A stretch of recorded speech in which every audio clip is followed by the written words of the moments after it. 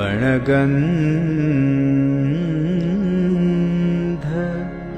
गुणोपेतं एतं कुसुमसन्तति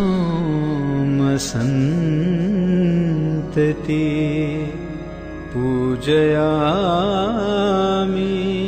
मुनिन्दस सिरिपाद सरोरुहे।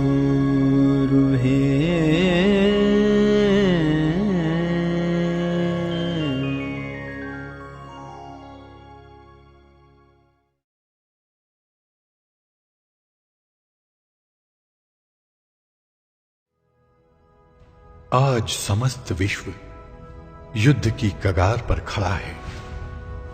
कौन जाने कब, कहां और कैसे कहीं युद्ध की चिंगारी भड़क उठे और एक ही पल में समस्त विश्व राख हो जाए। युद्ध की लपेट से मानवीय जीवन उद्ध्वस्त हो रहा है। यदि हम युद्ध से मुक्ति और विश्व में शांति चाहते हैं तो हमें बुद्ध के धम्म पथ पर चलना होगा, क्योंकि युद्ध मानवीय जीवन नष्ट करने वाला मार्ग है और बुद्ध का मार्ग मानव कल्याण का मार्ग है, मुक्ति का मार्ग है, निर्वाण का मार्ग है।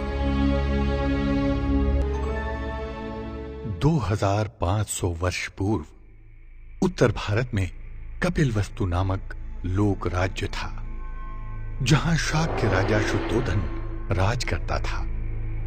इसी शाक्य कुल में ईसा पूर्व वर्ष 563 में लुम्बिनी वन में वैशाखी पूनम के दिन राजकुमार सिद्धार्थ गौतम का जन्म हुआ।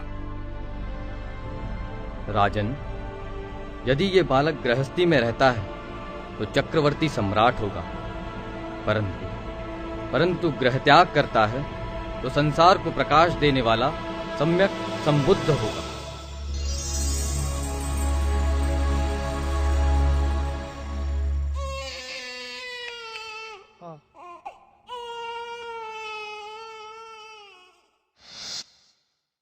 तुम्हें कुछ नहीं होगा बहन, कुछ नहीं होगा।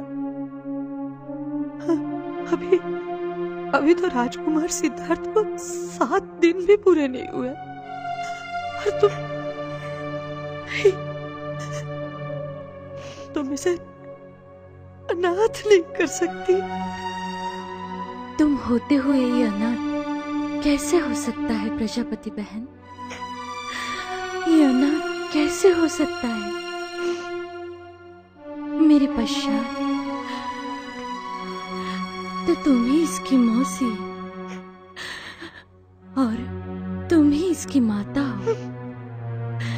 मेरा मन कहता है कि असित मुनि की भविष्यवाणी अवश्य सत्य होगी, अवश्य सत्य।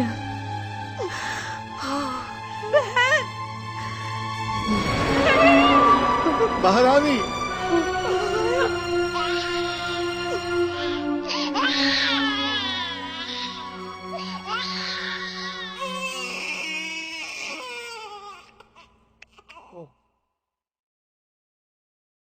महारानी, हमें भय लग रहा है। भय? किस बात का भय महाराज? महारानी, हमारे राजकुमार का एकांत में अपने ही धुन में खोया खोया सा रहना हमारे मन की व्यथा बढ़ा रहा है। हमें उसकी अधिक चिंता हो रही है महारानी। हाँ महाराज, परंतु हम सोच रहे हैं कि राजकुमार अब 16 साल के हुए हैं, क्यों ना हम उनका विवाह कर दें?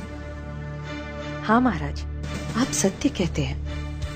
इस कारण उनका संसार में मन भी लगा रहेगा और एकांत भी दूर होगा। हम भी यही सोच रहे हैं महारानी। रानी प्रजापति। जी महाराज। रानी प्रजापति, कल रात ही हमने सिद्धार्थ के विवाह की बात की और आज ही हमें निमंत्रण प्राप्त हुआ है। क्या निमंत्रण? कैसा निमंत्रण? शाक्य दंडपाणि ने अपने कन्या का स्वयंवर रखा है और अपने राजकुमार सिद्धार्थ को भी निमंत्रित किया है। क्या? ये तो बड़े हर्ष की बात है। हाँ महारानी, अपने राजकुमार स्वयंवर में अवश्य जाएंगे, परंतु राजकुमार है कहाँ? सिद्धार्थ, पुत्र सिद्धार्थ, सिद्धार्थ। हाँ माते। प्रणाम। क्या बात है पिताजी? पुत्र सिद्धार्थ, तुम्हें यशोधरा के स्वयंवर का निमंत्रण आया है और हम चाहते हैं कि तुम इस स्वयंवर में अवश्य उपस्थित रहो और कन्या यशोधरा का पानी ग्रहण करो। हाँ पुत्र, मैं भी यही चाहती हूँ। तुम स्वयंवर में अवश्य जाओगे और इस महल में फूल सी बहू ले आओगे। लाओगे ना पुत्र?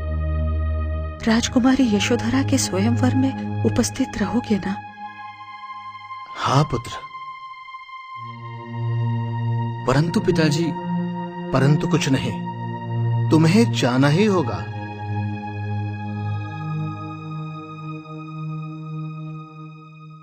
ठीक है।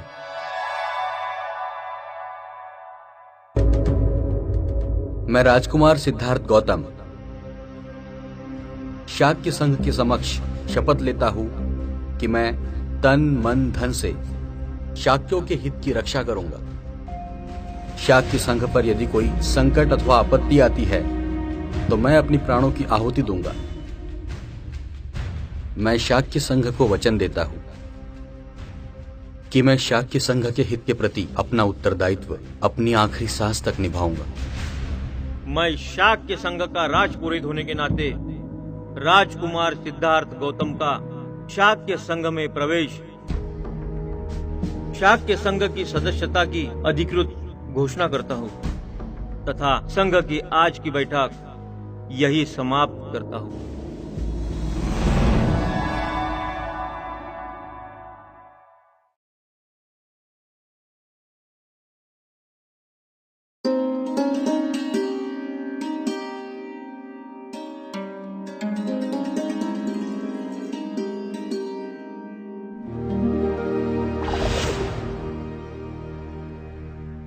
महाराज,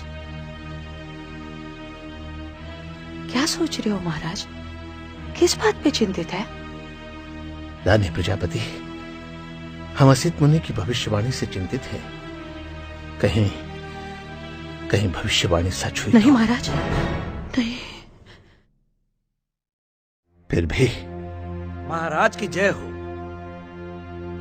आओ मित्रोदाई, आओ। प्रणाम महाराज। प्रणाम महारानी। रानी प्रजापति, हमारे परम मित्र के लिए जलपान का प्रबंध करो। जी महाराज। क्या बात है राजा शुद्धोदन, आपके मुखमंडल पर चिंता की छाया साफ दिखाई दे रही है। हाँ मित्र, मैं राजकुमार सिद्धार्थ के संदर्भ में असित मुनि द्वारा की गई भविष्यवाणी से चिंतित हूं। राजकुमार सन्यासी जीवन के प्रति प्रेरित ना हो, इसीलिए मैंने राजकुमार सिद्धार्थ के निवास के लिए ग्रीष्म ऋतु, वर्षा ऋतु एवं शीत ऋतु ऐसे तीनों अलग अलग भोग विलास भावनाओं को काम रूप उत्तेजित करने वाले साधन प्रसाधन युक्त महल बनवाए हैं। फिर भी न जाने क्यों मेरा मन चिंतित है। अब आप ही मुझे कोई उपाय सुझाएं। मित्र, आप चिंता ना करें, मेरे पास एक उपाय है। अंतःपुर की अप्सराएं राजकुमार का दिल बहला सकती है। वे इस काम में इतनी प्रवीण हैं कि राजकुमार को मादकता की मुंह से सन्यासी जीवन के प्रति सोचना भी संभव नहीं होगा।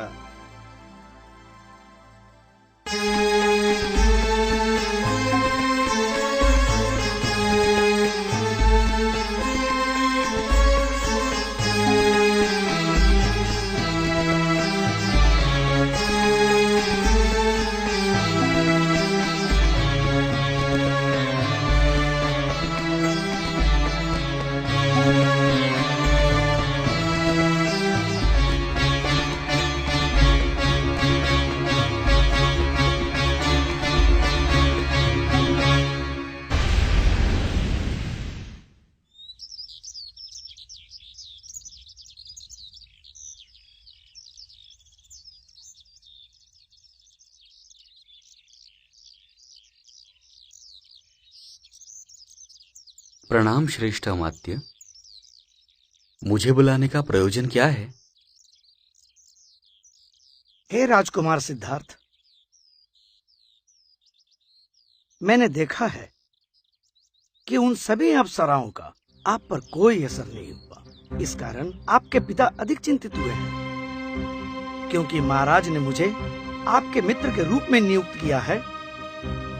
इसीलिए मैं आपके पुरुषार्थ के महान उद्देश्य से विमुख होने पर आपको समझाना मेरा कर्तव्य है।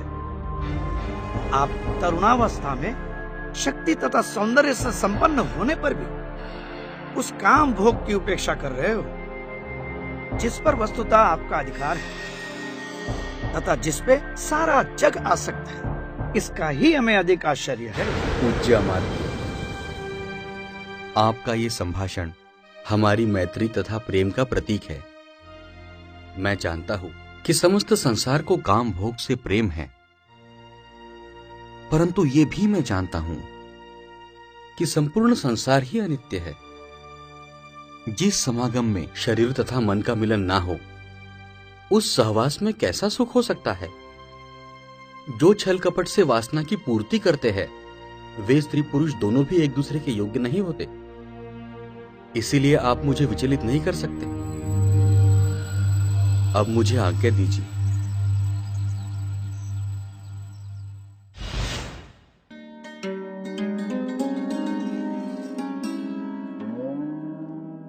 शाक्यों के राज्य की सीमा से लगा कूलियों का राज था। दोनों राज्यों की सीमा से बहती थी रोहिणी नदी। रोहिणी नदी के पानी के बंटवारे को लेकर शाक्य तथा कूलियों में संघर्ष हुआ करता था। एक दिन, मेरे प्रिय शाक्य बांधव, कोलियों ने आज शाक्य जनों पर आक्रमण का भाष्य किया है। इससे पहले भी उन्होंने हम पर आक्रमण किया। उन्हें उत्तर देना ही होगा। इसके लिए एक ही मार्ग है, वो मार्ग है युद्ध का मार्ग। इसलिए आज मैं कोलियों विरुद्ध युद्ध का प्रस्ताव संघ के सामने रखता हूं। अगर किसी को विरोध हो तो वो आके संघ सभा में बोल सकता है। ठीक है, मैं संघ सदस्यों के अभिप्राय जानने के लिए 1 सप्ताह की संघ को मुद्दत देता हूं। अब आप लोग जा सकते हैं।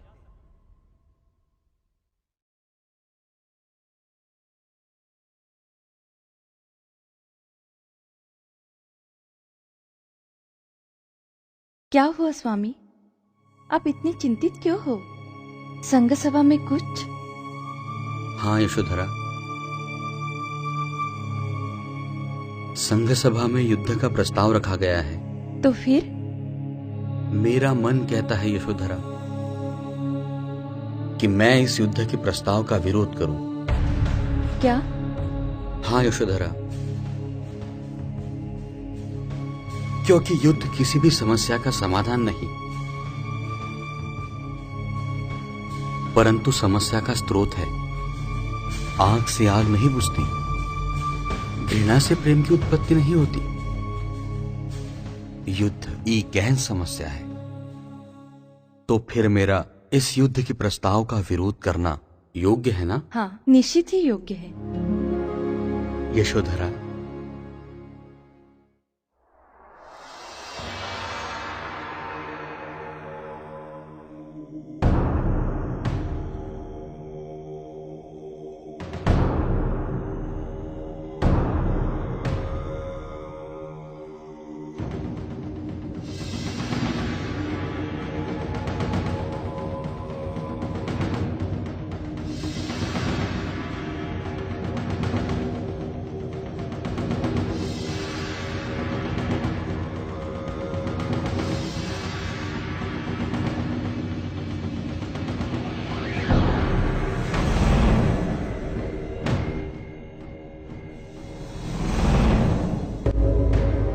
मेरे प्रिय शाक्य भाइयों, 1 सप्ताह पूर्व मैंने जो संघ के सामने युद्ध का प्रस्ताव रखा, आज मैं युद्ध के प्रस्ताव पर संघ सदस्यों के अभिप्राय जानना चाहता हूं।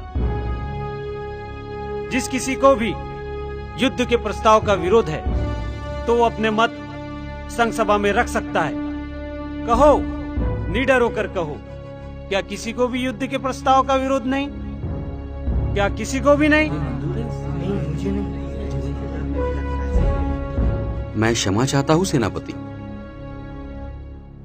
परंतु मैं युद्ध के प्रस्ताव का विरोध करता हूं, क्योंकि मैं जानता हूं कि युद्ध किसी भी समस्या का समाधान नहीं है। एक युद्ध दूसरे युद्ध का बीज बोता है। हमें प्रथम ये देखना चाहिए किसका दोष है। राजकुमार सिद्धार्थ ठीक ही कहते हैं। मैंने सुना है पहले हमने आक्रमण किया था। यदि ये सत्य है तो हम भी दोष मुक्त नहीं। हाँ, परंतु आप भूल रहे हो राजकुमार कि अब के समय पानी लेने का क्रम हमारा है। हाँ, फिर भी मेरा प्रस्ताव यह है कि हमने दोनों पक्षों को समक्ष बुलाकर शांति से ही हल निकालना चाहिए। मैं राजकुमार सिद्धार्थ के प्रस्ताव का विरोध करता हूँ, क्योंकि मैं जानता हूँ कोलियों को सख्त दंड किए बिना उनका उपद्रव रुकने वाला नहीं है। इसलिए मैं युद्ध के प्रस्ताव को संघ के समक्ष रखता हूँ। मैं संघ को अनुरोध करता हूँ कि संघ ये प्रस्ताव स्वीकार ना करे, क्योंकि युद्ध मौत का थैमान है, खून का सागर है, हजारों लाखों नारियों का सुहाग उजाड़ने वाला हाथ है, और फिर कोलियो तो हमारे निकट संबंधी है। हमारा आपस में लड़ना उचित नहीं होगा। युद्ध में अपना और पराया नहीं होता है राजकुमार। युद्ध में अगर अपने राज्य के लिए अपनों से लड़ना हो तो अवश्य लड़िए। जैसे यज्ञ करना ब्राह्मण का धर्म है, युद्ध करना क्षत्रियों का धर्म है, व्यापार करना वैश्य का धर्म है, सेवा करना शूद्रों का धर्म है। इसी धर्म के अनुसार हमने अपना कर्तव्य निभाना चाहिए। इसमें ही हम सब की भलाई है, और शास्त्र भी यही कहता है।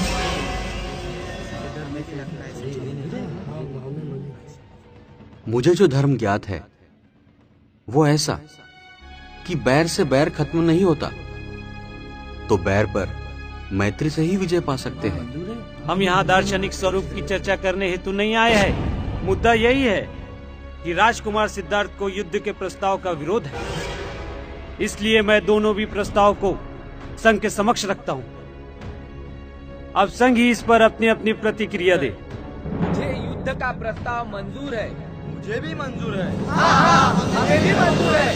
संघ के सभी सदस्यों का स्पष्ट रूप से बहुमत देखकर युद्ध का प्रस्ताव पारित होता है। इसलिए हमारी अगली कार्रवाई तक सभा यही समाप्त करते हैं।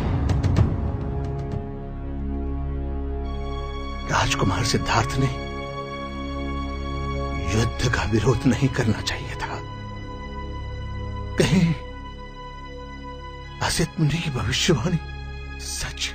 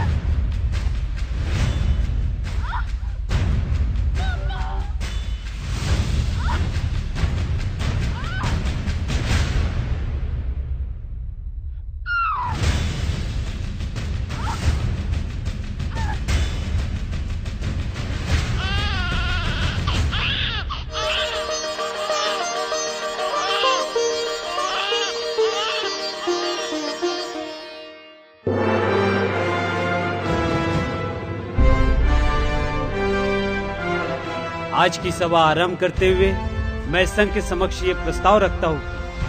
20 से 50 उम्र के सभी शाक्य बांधव शस्त्र धारण करके सैन्य में प्रवेश करें और कोलिया विरुद्ध युद्ध में शामिल हो। ऐसा आदेश पारित करने की संघ मुझे अनुमति दे। हाँ, अनुमति है। आपके पक्ष में बहुमत है, परंतु मैं आपके युद्ध के प्रस्ताव के विरोध में हूँ। इसीलिए ना मैं आपके अनिवार्य सेना में शामिल हो सकता हूँ और ना ही युद्ध में भाग ले सकता हूँ। राजकुमार सिद्धार्थ गौतम, संघ में प्रवेश करते समय तुमने जो प्रतिज्ञा ली थी, क्या तुम्हें याद है? इनमें से एक भी प्रतिज्ञा भंग होती है तो तुम लोक निंदा के पात्र हो सकते हो। हाँ सेनापति, मैंने तन मन धन से शाक्यों के हित की रक्षा के प्रति प्रतिज्ञा ली थी, परंतु ये युद्ध शाक्यों के हित में है ऐसा मुझे नहीं लगता। परंतु राजकुमार सिद्धार्थ, आपको संघ के बहुमत का पालन करना ही होगा। यदि आप सोचते हैं कि कुशल नरेश की अनुमति के बिना संघ आपको दंड नहीं दे सकता, तो यह आपकी भूल है, क्योंकि संघ आपके परिवार के विरोध में सामाजिक बहिष्कार पुकार सकता है। पुत्र सिद्धार्थ, तुम्हें युद्ध के विरोध में खड़े ना रहो ऐसा मैं नहीं कहता, किंतु उसके परिणामों के संदर्भ में तुम्हें अवश्य सोचना होगा। बोलो, इन विकल्पों से आपको कौन सा योग्य लगता है? बोलो सिद्धार्थ, बोलो। नहीं, कृपया मेरे परिवार को दंडित ना करें। ये भूमि उनकी उपजीविका का साधन है, वो छीनकर उन्हें निराधार ना बनाए। आपका अपराधी मैं हूं, मुझे ही फांसी अथवा देश त्याग का दंड दे सकते हैं। मुझे इसका स्वेच्छा से स्वीकार होगा। मैं वचन देता हूं कि इसके विरोध में मैं कौशल नरेश से निवेदन भी नहीं करूंगा। आपके प्रस्ताव को अनुमति देना कठिन है। परंतु क्यों? क्योंकि जब ये बात कौशल नरेश को पता चलेगी तो संघ ने आपको मजबूर किया होगा। ऐसा उनका समझ होकर वो संघ के विरोध में कार्रवाई कर सकते हैं। तो फिर मैं सन्यासी बनकर देश त्याग भी कर दूंगा। हाँ, यह ठीक है, परंतु आप अपने माता पिता और पत्नी के बिना अनुमति के संन्यास कैसे ले सकते हो? मैं आपको वचन देता हूं कि मैं उनकी सम्मति अवश्य प्राप्त करूंगा। अच्छा, तो ठीक है, आज की संघ सभा यही समाप्त की जाती है। सेनापति महोदय, मैं कुछ मत व्यक्त करने की आज्ञा चाहता हूँ। कहो, निडर होकर कहो। सिद्धार्थ गौतम अपने वचन का पालन करेंगे, इसमें जरा भी संदेह नहीं है। परंतु क्या राजकुमार के देश त्याग के तुरंत बाद युद्ध शुरू होगा? यदि ऐसा हुआ तो कौशल नरेश को संदेह आकर राजकुमार सिद्धार्थ के संन्यास का कारण पता चलेगा। इसीलिए महोदय, मैं प्रस्ताव रखता हूं कि कोलीय विरुद्ध युद्ध और राजकुमार सिद्धार्थ गौतम का देश त्याग, इन दो घटनाओं में अंतर होना चाहिए। प्रस्ताव अत्यंत महत्वपूर्ण है, इसलिए शीघ्र ही इस पर अमल किया जाएगा और आज की सभा यही समाप्त की जाती है।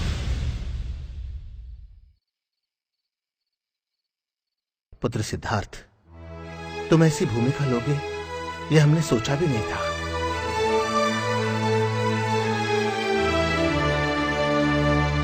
परिस्थिति ऐसा मोड़ लेगी मैंने कभी सोचा भी नहीं था। मैंने मत परिवर्तन का अंत तक प्रयास किया, परंतु असफल रहा। परिस्थिति वश में रहे, इसलिए मैंने यह निर्णय लिया।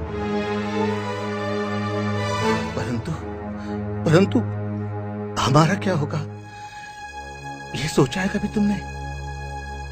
आपको कष्ट ना हो, इसीलिए मैंने सन्यासी होने का निर्णय लिया। परंतु पुत्र, तुम हमें अकेला छोड़कर कैसे जा सकते हो? ऐसा है तो हम भी तुम्हारे साथ चलेंगे। नहीं माते, क्षत्रियों को ऐसा विलाप करना शोभा नहीं देता। सोचिए, यदि मुझे युद्ध में मृत्यु आई होती तो तुम क्या करती? ऐसे ही शोक मनाती? नहीं, क्योंकि उस वक्त तुम्हें वीर गति प्राप्त हुई होती, परंतु आज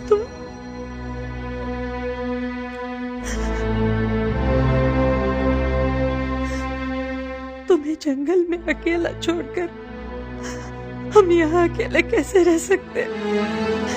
हमें भी जंगल में अपने साथ ले चलो। नहीं माते, हम सब शाक्यों का देश छोड़कर कौशल नरेश की शरण में जाएंगे। परंतु माते, वो देशद्रोह नहीं होगा? मैंने वचन दिया है कि मैं ऐसा कोई कृत्य नहीं करूंगा जिससे कौशल नरेश को मेरे संन्यास का कारण पता चले।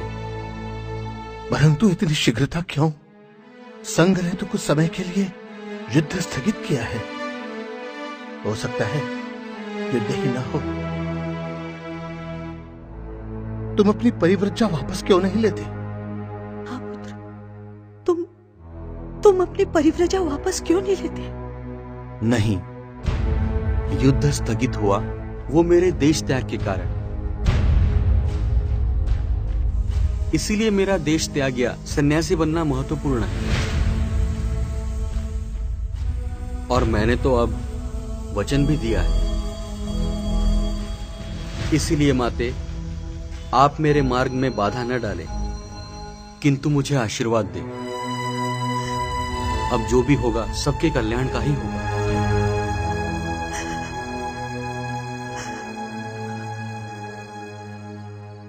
यशोधरा। स्वामी आप?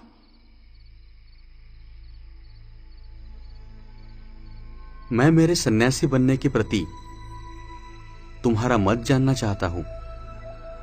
कहो स्वामी, क्या जानना चाहते हो? मैं ये जानना चाहता हूं कि मैंने जो निर्णय लिया है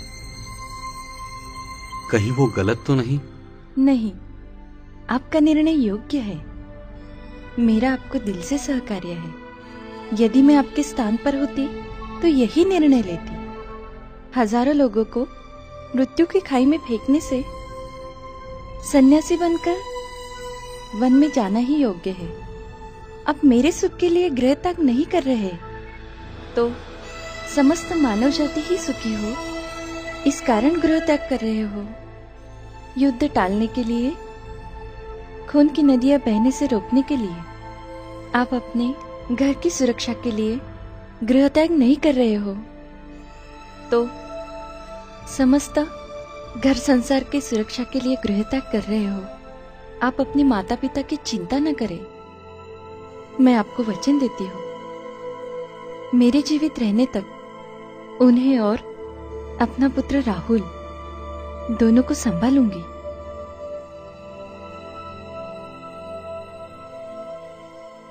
मैंने भी आपके साथ संन्यास लिया होता, परंतु मैं ऐसा नहीं कर सकती क्योंकि राहुल का पालन पोषण करना यही मेरा प्रथम कर्तव्य है।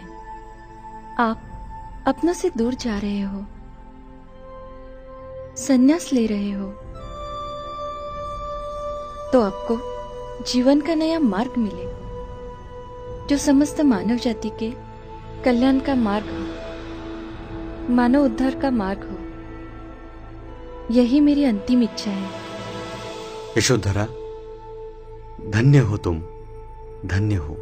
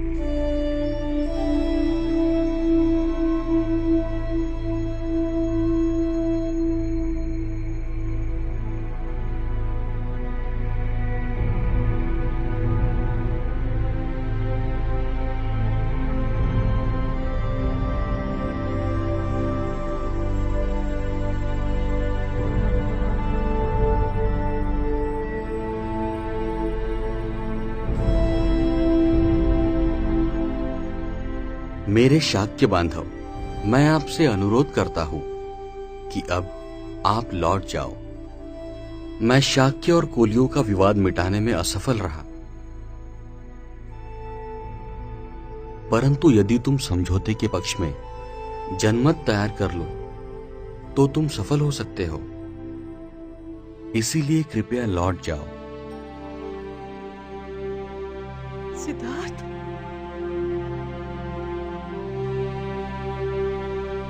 पुत्र,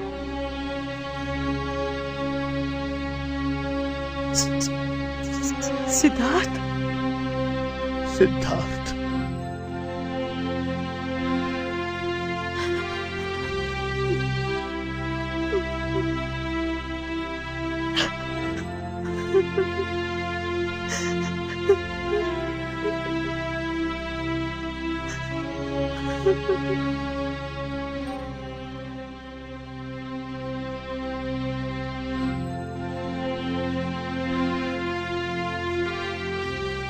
छन्ना, मेरे प्रति तुम्हारी उदार भावनाओं के कारण मैं अधिक प्रसन्न हूं, परंतु अब तुम लौट जाओ।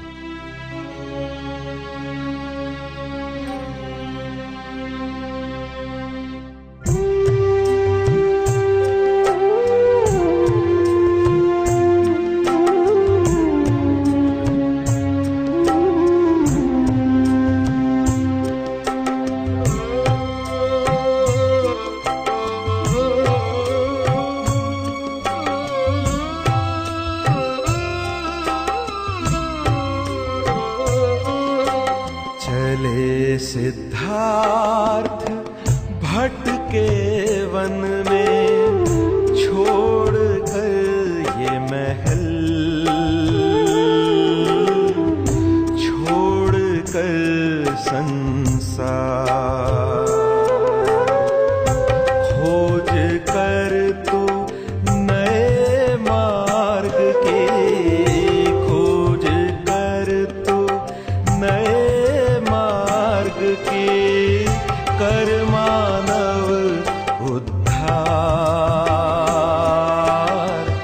कर मानव उद्धार।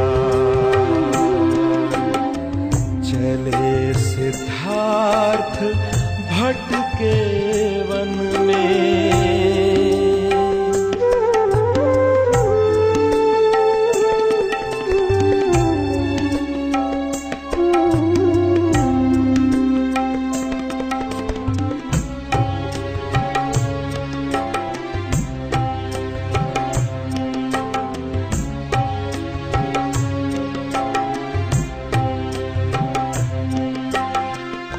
पानी है जीवन मानव का, दुश्मन भी है मानव का,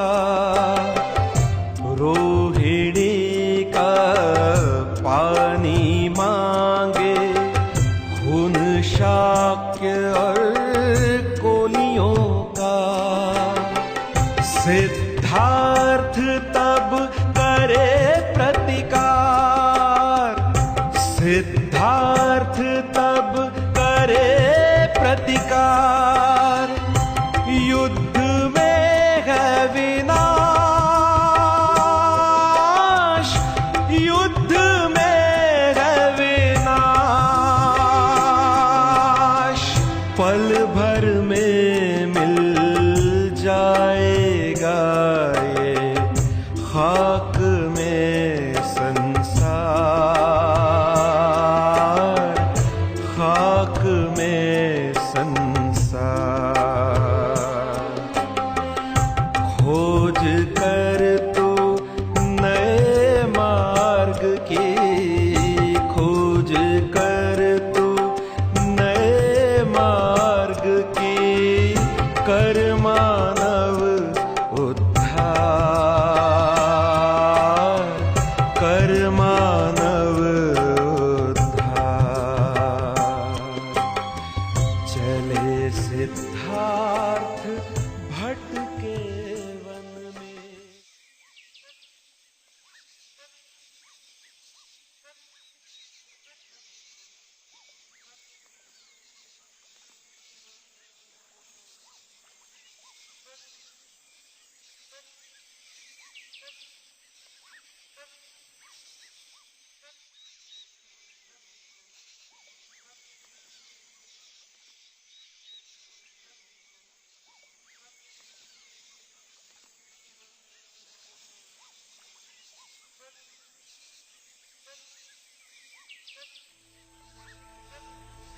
आप राजकुमार सिद्धार्थ ही हो ना? हाँ मित्र। हमें पता है कि आपके साथ क्या हुआ। आपके संन्यास का कारण भी हम जानते हैं, परंतु क्या मित्र? परंतु आप नहीं जानते कि आपके जाने के पश्चात क्या हुआ। नहीं तो? आपके कपिलवस्तु छोड़ने के पश्चात शाक्यों ने युद्ध के विरोध में कड़ा आंदोलन किया।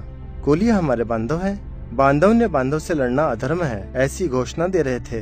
तभी दोनों पक्षों में समझौता हुआ और युद्ध समाप्त हुआ। हाँ राजकुमार सिद्धार्थ गौतम, अब आपको सन्यासी बन के वन में भटकने की कोई आवश्यकता नहीं है। चाहे तो आप अब कपिलवस्तु नगरी में लौट सकते हैं, नहीं तो हमारे साथ वन में तप करने के लिए आ सकते हो। हाँ सिद्धार्थ।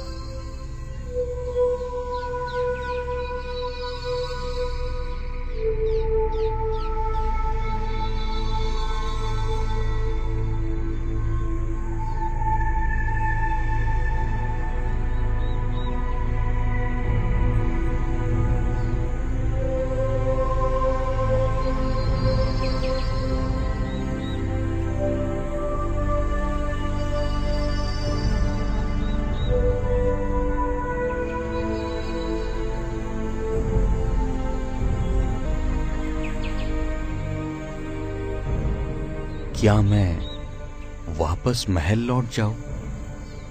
अब तो युद्ध भी स्थगित हुआ है, परंतु क्या युद्ध स्थगित होने से समस्या का अंत हुआ? नहीं, ये तो समस्या का एक अंश है। क्यों ना मैं चिंतन करूं और नए मार्ग की खोज करूं, जिसकी समस्त संसार को आवश्यकता है। तो आपको जीवन का नया मार्ग मिले, जो समस्त मानव जाति के कल्याण का मार्ग हो, मानव उद्धार का मार्ग हो। यही मेरी अंतिम इच्छा है। अवश्य करूंगा।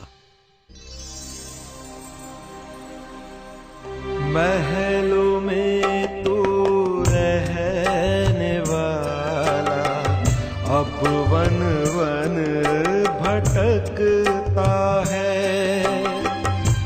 ओढ़ कर ये नीला आसमां धरती पर सो जाता है। अब ना महल है ना वो राजपाट, कांटों का है मार्ग, कांटों का है मार्ग। चुभ गया कांटा पग लहूलुहान, माँ की निकली जान, माँ की निकली जान। रोए यशोधरा और राहुल भी, पिता करे ये पुकार,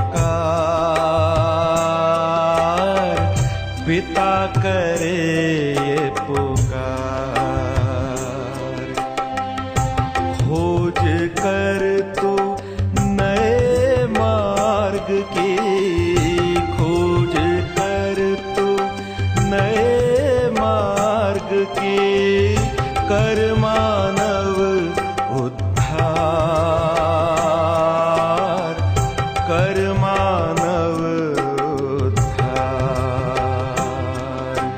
चले सिद्धार्थ भटके वन में, छोड़ कर ये महल, छोड़ कर संसार। चले सिद्धार्थ भटके वन में। राजकुमार, तुम्हारे संदर्भ में सुना है कि कपिलवस्तु के राजकुमार राजपाट त्याग कर पहाड़ों के गिरी कंदराओं में साधना कर रहे हैं।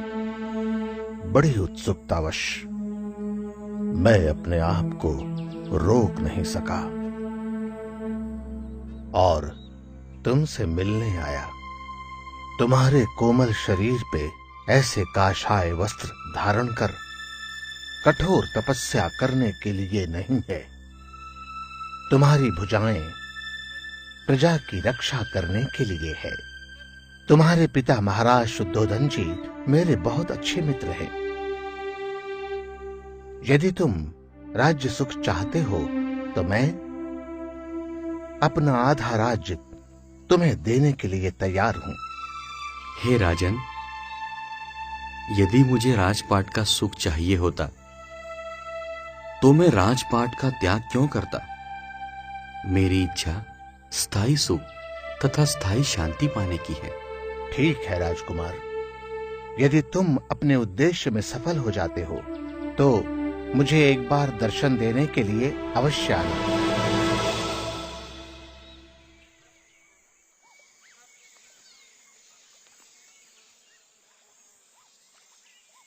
प्रणाम। प्रणाम। हे महान तपस्वी, आप कहाँ जा रहे हो? हम वैराग्य मार्ग का अभ्यास करने जा रहे हैं। क्या मैं आपके साथ वैराग्य मार्ग का अभ्यास करने वन में आ सकता हूँ? अवश्य। चलिए चलिए चलिए चलिए।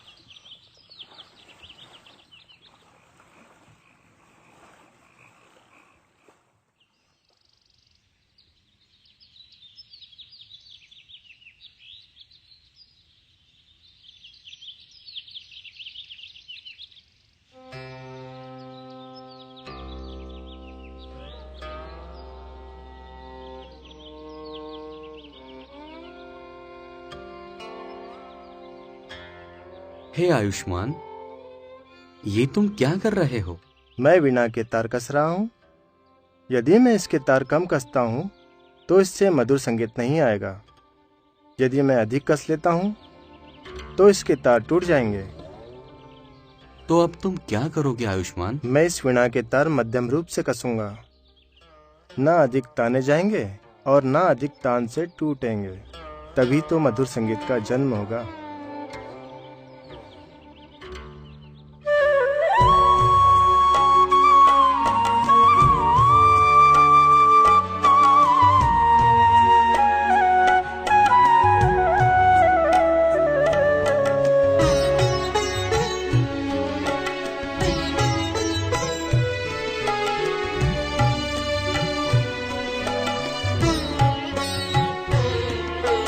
पीपल के पेड़ तले है गौतम, बैठे लेकर आन। चाहे रहे ना रूप ये काया, चाहे निकले प्राण, ना बदलूंगा ये आसन में, ना बदलूंगा ये आसन में, प्राप्त किए बिन ज्ञान। पीपल के पेड़ तले है गौतम।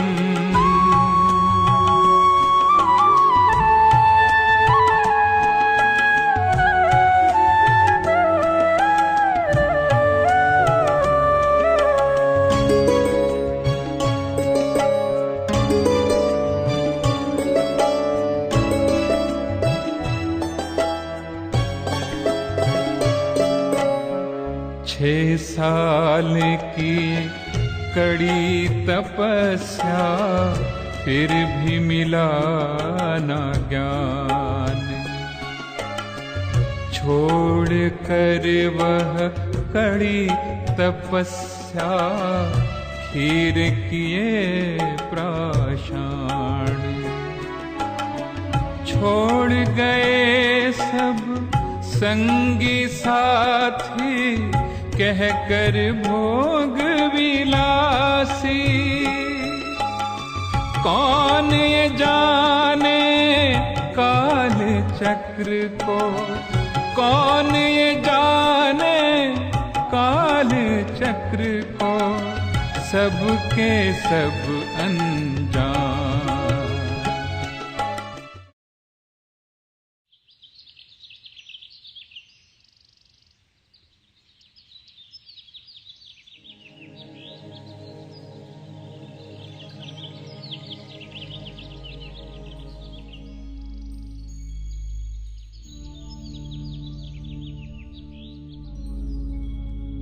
निसंदेह मुझे ज्ञान की प्राप्ति हुई है, परंतु सामान्य मनुष्य के लिए ये मार्ग कठिन है, क्योंकि समस्त मानव जाति ही आत्मा परमात्मा की माया जाल में जकड़ी हुई है। किंतु मेरे धम्म में तो आत्मा का कोई स्थान ही नहीं है। तो क्या मेरा धम्म मनुष्य को स्वीकार होगा? यदि मेरा धम्म वे समझ ही नहीं पाए तो उन्हें भी कष्ट होंगे और मुझे भी। इसीलिए क्यों ना मैं अपना ही कल्याण करूं।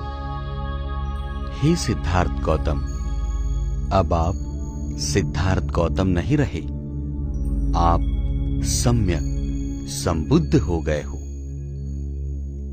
मैं आपकी मन की दुविधा को जान गया हूं, परंतु हे सम्यक बुद्ध, आप मनुष्य मात्र को अपने धम्म के ज्ञान से कैसे वंचित रख सकते हो? यदि उन्हें बुद्ध के धम्म का प्रकाश नहीं मिला तो वे नष्ट हो जाएंगे। इसीलिए मेरा आपसे अनुरोध है कि आप अपने धम्म की देशना देना आरंभ करें। हाँ, तुम सत्य कहते हो। अब मैं अपने धम्म का प्रकाश समस्त प्राणी मात्र तक पहुंचाऊंगा। मैं अपने धम्म की देशना का आरंभ किसे देकर करूं? क्यों ना मैं उन 5 परिवाजकों को दूं जो मुझे प्रथम मिले थे, जिनके साथ मैंने साधना की थी। उन्होंने मेरी सेवा भी की थी, हां, परंतु अब वे कहां होंगे, कैसे होंगे?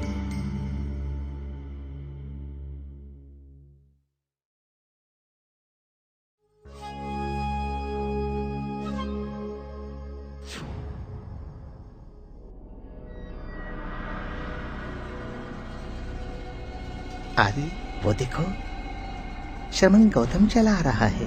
वही गौतम जिसने तपस्या का मार्ग त्याग कर वैभव और भोग विलासी जीवन अपना लिया है।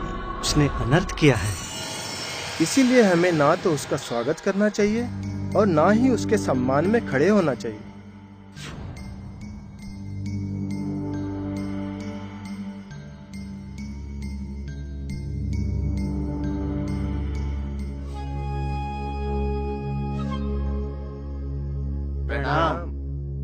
प्रणाम। सिद्धार्थ गौतम, क्या अभी भी आप तपश्चर्या में विश्वास रखते हैं? नहीं साधक। क्यों नहीं?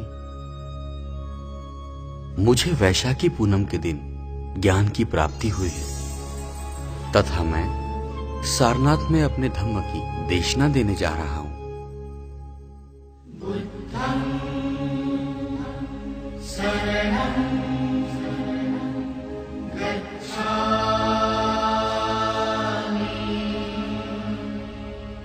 मेरे मार्ग का मैं स्वयं रचयिता हूं। मैंने मुक्ति तथा निर्वाण का मार्ग खोज लिया है। मेरा धम्म आत्मा, परमात्मा तथा कर्मकांड को नहीं मानता। आत्मा का स्वतंत्र अस्तित्व भी नहीं है। जब तक आत्मा परमात्मा के भंवर से मानव की मुक्ति नहीं होती, तब तक मानव मुक्त नहीं हो सकता। संसार ने 2 जीवन मार्ग अपनाए हैं। प्रथम प्रकार है खाओ, पियो, मौज करो, तथा दूसरा प्रकार है समस्त काया क्लेश अर्थात देह दंड देना। परंतु मेरा धम्म मज्जिद परिपदा अर्थात मध्यम मार्ग है। मैं कह रहा हूं इसीलिए तुम मानो, ऐसा नहीं।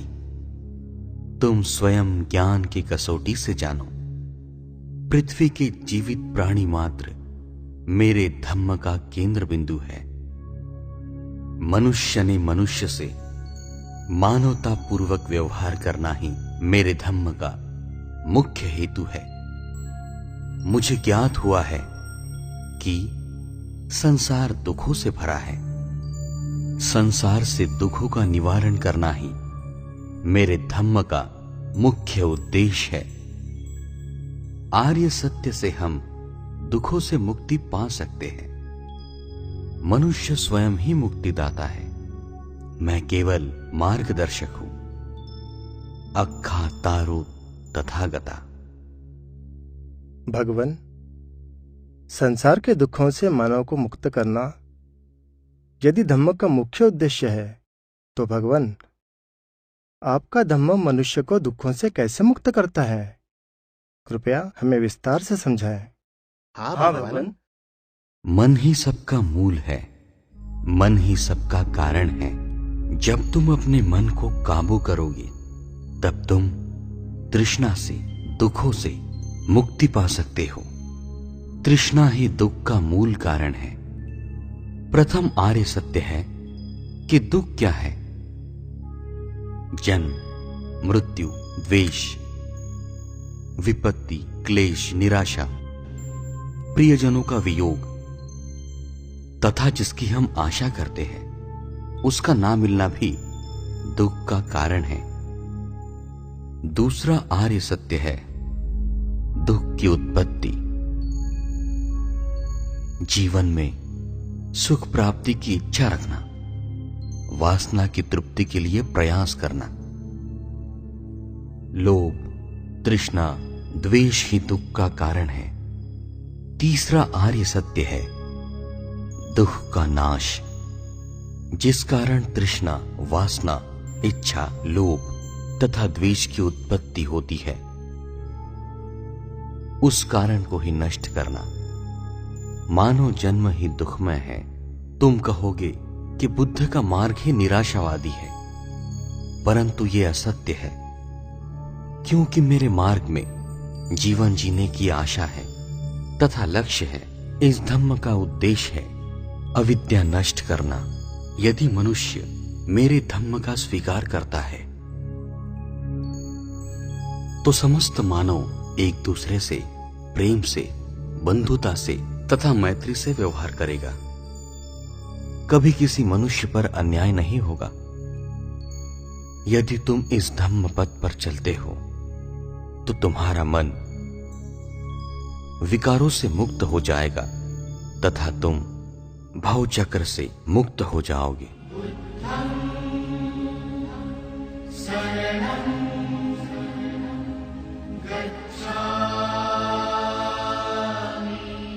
बांटता चला धन धम्म का, बांटता चला धन धम्म का, जीवन भर की कमाई गूंजने लगी जम्बो द्वीप में बुद्ध की मधुर वाणी। बुद्धं शरणं गच्छामि, धम्मं शरणं गच्छामि, संघं शरणं गच्छामि।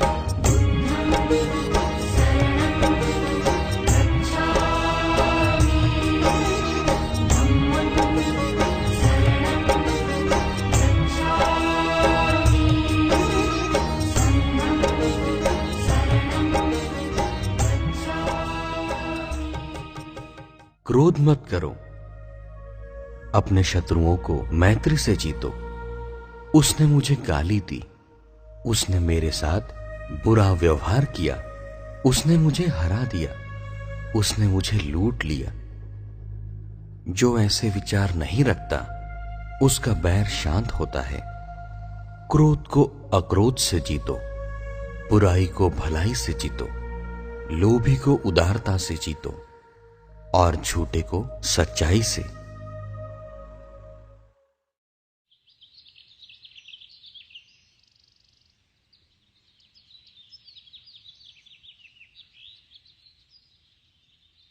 क्या बात है आयुष्मान, कौन हो तुम? मैं राजकुमार यश हूं। हे राजकुमार, तुम क्यों उदास हो? मैंने संसार के सभी सुख देखे हैं, तब भी मुझे वास्तव सुख की अनुभूति नहीं हुई।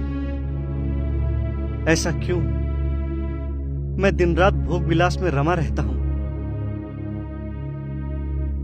फिर भी न जाने क्यों मुझे लगता है कि मैं अधिक दुखी हूं। अब मुझे भय लगने लगा है।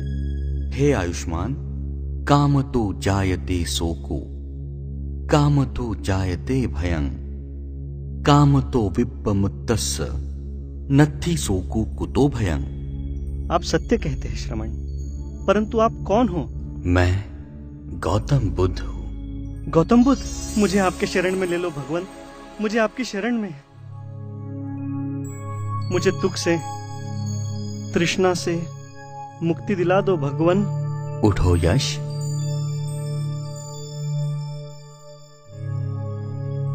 मैं तुम्हें ऐसे मार्ग की ओर ले चलता हूं जहां कोई तृष्णा नहीं, कोई दुख नहीं। मन ही सबका मूल है, मन ही सबका कारण है।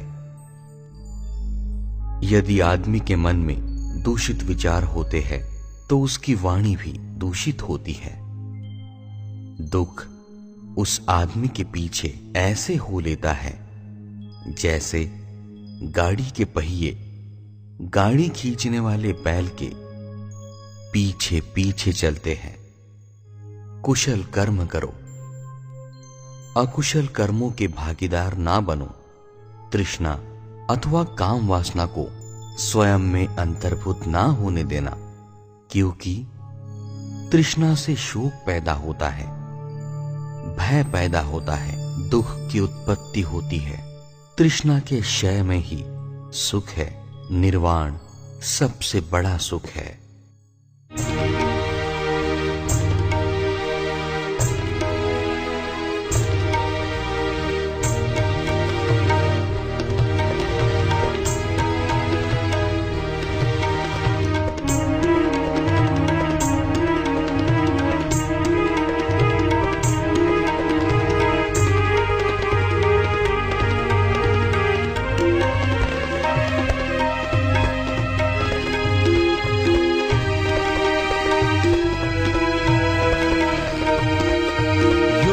नहीं मानव के हित में,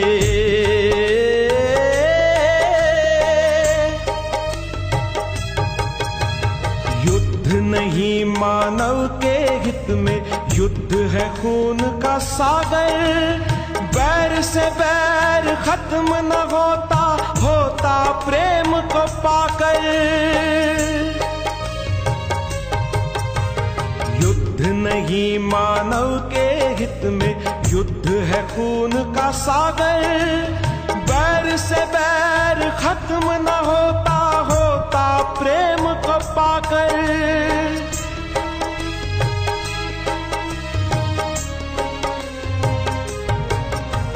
छोड़ दे तू ये युद्ध की भाषा, बोल प्रेम की वाणी।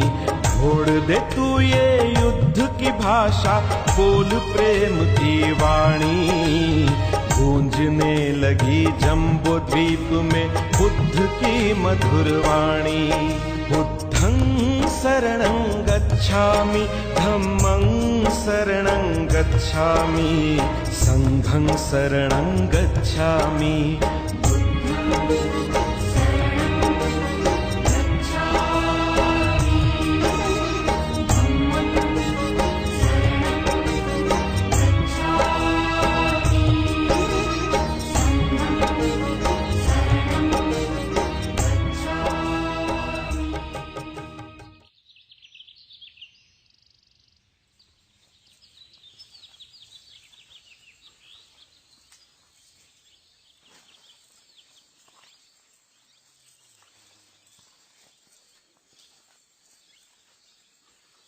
प्रणाम महातपस्वी।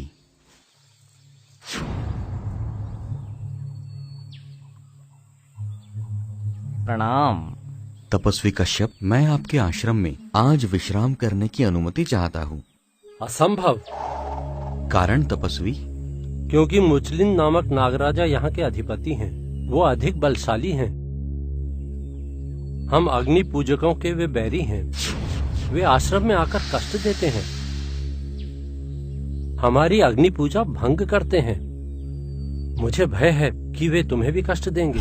फिर भी आप मुझे केवल एक रात्रि विश्राम करने की अनुमति दे सकते हैं। ठीक है, ठीक है। क्या हुआ होगा? कहीं श्रवण को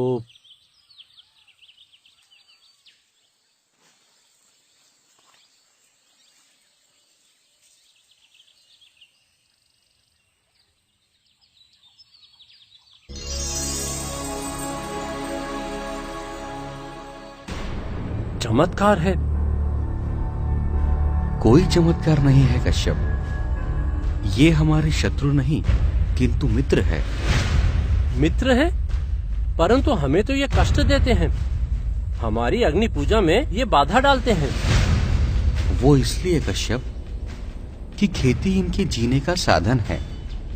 गाय, भैंस, बकरियां, अश्व, ये पशु संपत्ति तथा वन संपत्ति इनके जीने का घटक है। परंतु तुम इनके संपत्ति की अपने अग्नि पूजा में आहुति देते हो, तो फिर ये तुम्हारा निषेध नहीं करेंगे तो अन्यथा क्या करेंगे कश्यप? बोलो कश्यप, बोलो। तपस्वी कश्यप, क्या तुम अरहंत हो? नहीं तो यदि तुम अरहंत नहीं तो इस अग्नि पूजा का क्या अर्थ है? तो फिर अरहंत कैसे होते हैं श्रमण? आर्य अष्टांगिक मार्ग से जो काम वासनाओं पर विजय प्राप्त करते हैं वो अरहंत हो जाते हैं। अग्नि पूजा मानव को पापों से मुक्त नहीं कर सकती। तो फिर हम मुक्त कैसे हो सकते हैं? असद्दो अकतय्यु च संधिच्छेदो चयो नरो हतावकासो वंतासो सवे उत्तम पूरीसो। आप सत्य कहते हैं। मुझे अपनी शरण में ले लो भगवान, अपनी शरण में ले लो। एहि भिक्खवे।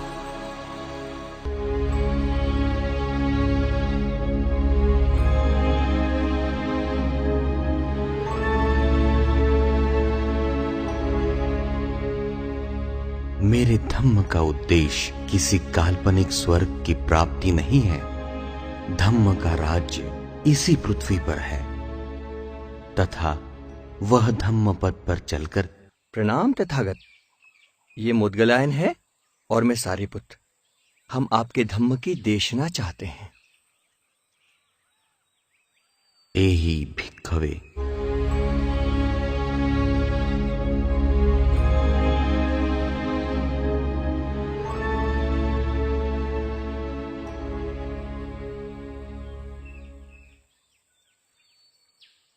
प्रणाम तथागत। आज मेरे जीवन की सारी इच्छाएं पूर्ण हुई। भगवान, आपसे अनुरोध है कि आप अपने संघ के साथ मेरे निवास पर आकर भोजन स्वीकार करें।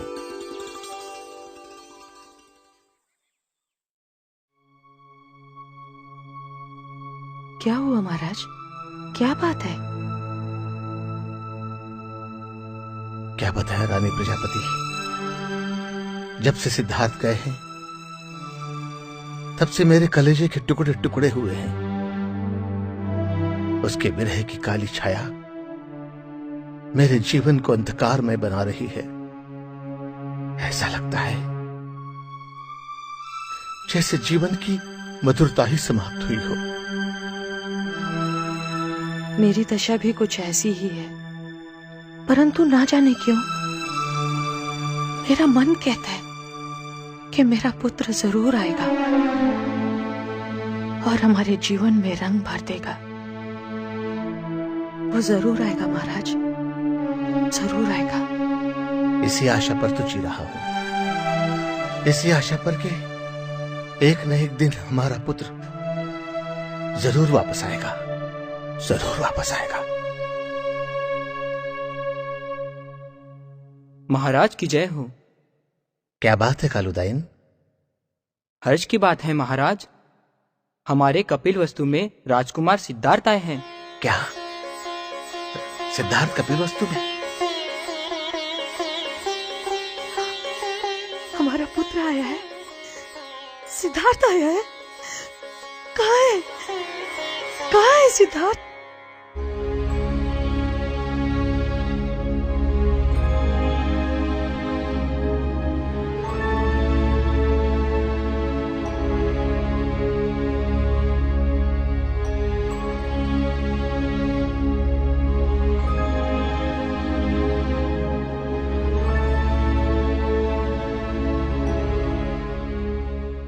पुत्र, ये क्या कर रहे हो पुत्र? तुम भिक्षा मांग रहे हो? क्यों मेरे नाम को कलंक लगा रहे हो? क्या तुम्हें पता नहीं? तुम्हें और तुम्हारे पूरे भिक्षु संघ को मैं न दे सकता हूं। मैं जानता हूं राजन। तो फिर ये भिक्षा क्यों? ये मेरे संघ की रीत है। परंतु तुम राजवंशी हो, राजकुमार हो तुम। नहीं, राजवंशी आप हो, मैं नहीं। मैं तो प्राचीन बुद्ध का वंश हूं। वह इसी मार्ग से अपना निर्वाह करते थे। सिद्धार्थ, मेरे पुत्र, अपने पिता के पास आओ। अब मैं वृद्ध हो गया हूं। इस वृद्ध पिता का पुत्र बनकर आधार बनो पुत्र, आधार बनो पुत्र, आधार बनो। चलो चलो मेरे साथ। तुम्हारा सिंहासन तुम्हें पुकार रहा है। जो आप मुझे देना चाहते हो वो मेरे किस काम का? मेरे पास धम्म है, जो कल्याणकारी है, सबसे श्रेष्ठ है, सभी दुखों से अलग है, जहां तृष्णा का कोई बीज बोया नहीं जाता, जहां लालसा का कोई स्थान नहीं, सबका कल्याण है, मंगल है, सभी प्राणी मात्र सुख से जिए, यही तो धम्म है। धम्म से बड़ा कोई सिंहासन नहीं। ठीक है पुत्र, परंतु मैं तुम्हें और तुम्हारे भिक्षु संघ को आज के भोजन के लिए निमंत्रित करता हूं और आशा करता हूं आप अवश्य आएंगे। हम अवश्य आएंगे राजन।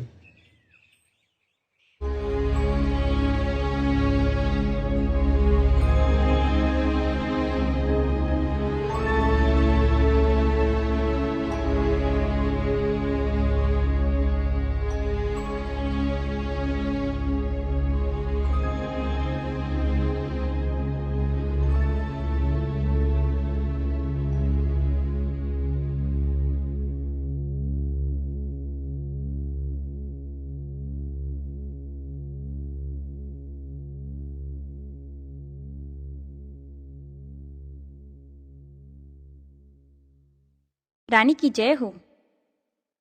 राजकुमार सिद्धार्थ अर्थात बुद्ध आए हैं और आपको बुलावा भेजा है।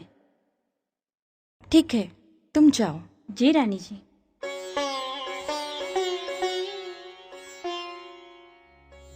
मुझे आरंभ से सिद्धार्थ का कल पता था, परंतु उन्होंने जितना त्याग किया उतना मैंने भी तो किया।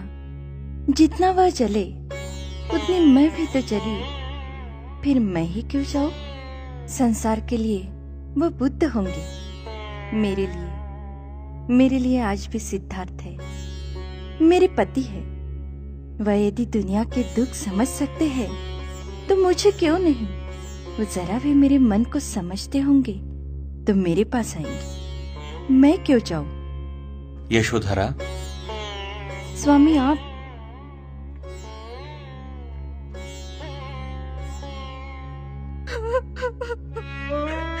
उठो यशोधरा।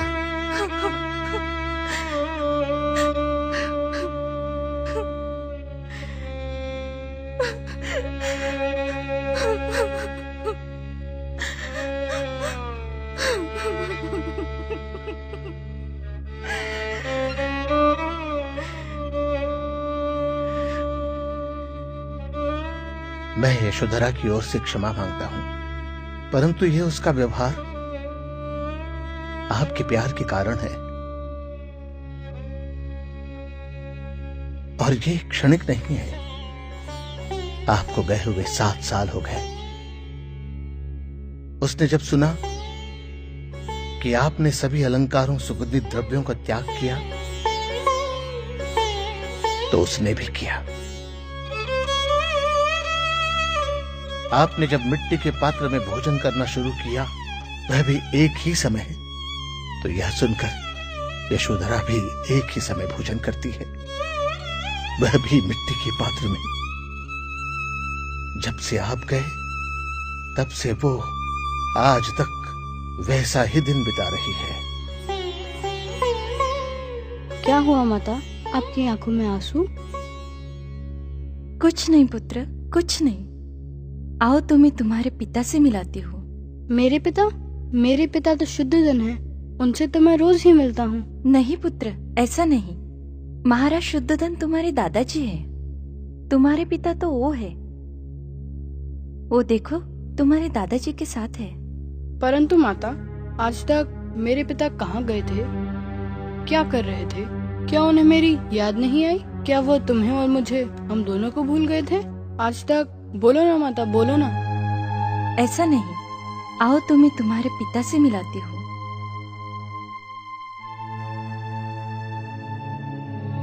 वो देखो, वो है, तुम्हारे दादाजी के साथ है। देखो।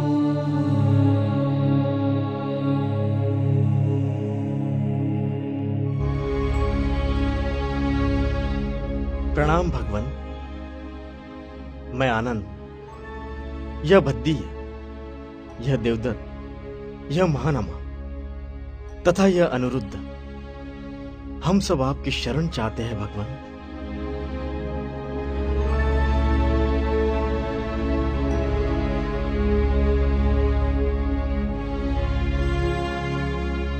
आप मेरे पिता हैं और मैं आपका पुत्र। हमारी माता कहती है कि पिता की संपत्ति पुत्र को ही मिलती है।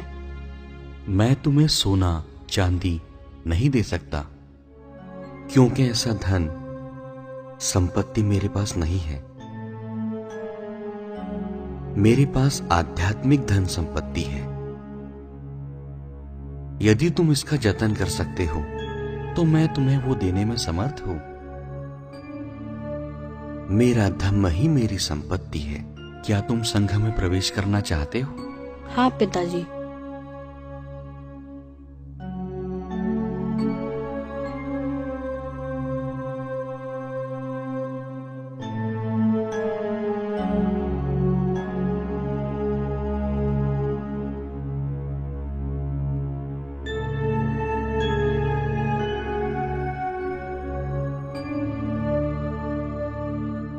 संसार दुखों का भंडार है और हम दुख भरे बेड़ी से कैदी है।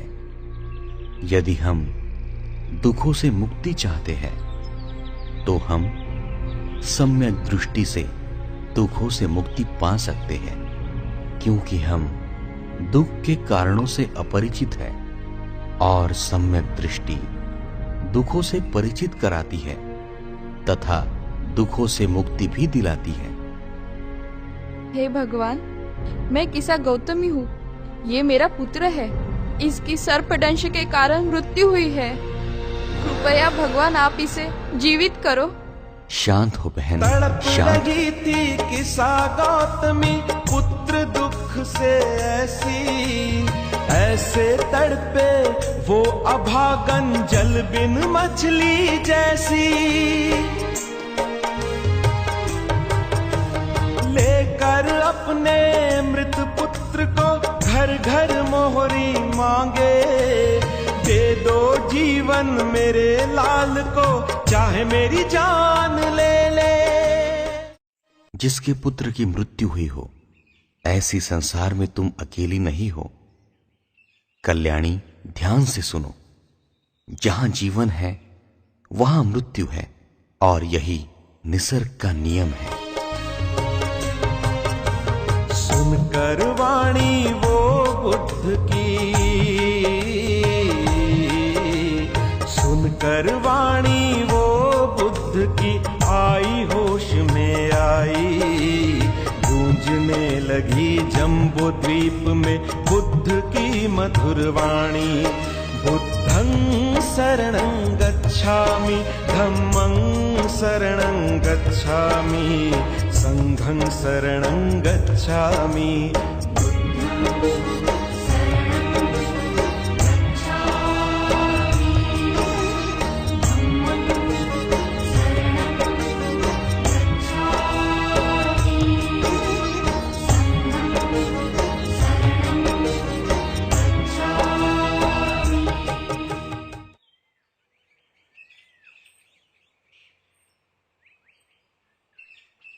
प्रणाम भगवान।